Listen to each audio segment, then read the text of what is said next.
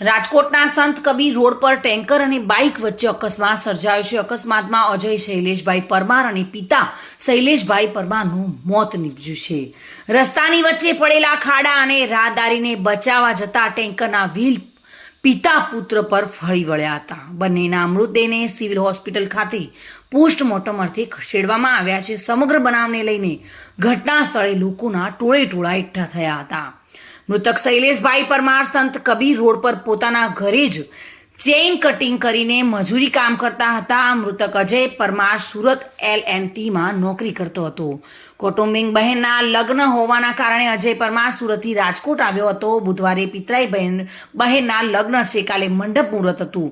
ખાડાના કારણે પિતા પુત્રને જીવ ગુમાવવાનો વારો આવ્યો છે.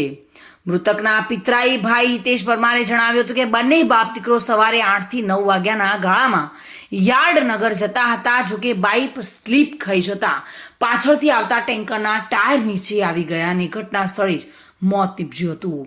દીકરો સુરત LNTમાં નોકરી કરે છે.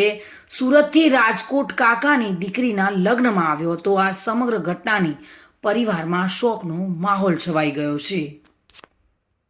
Reena Parmar, today news, Gujarati.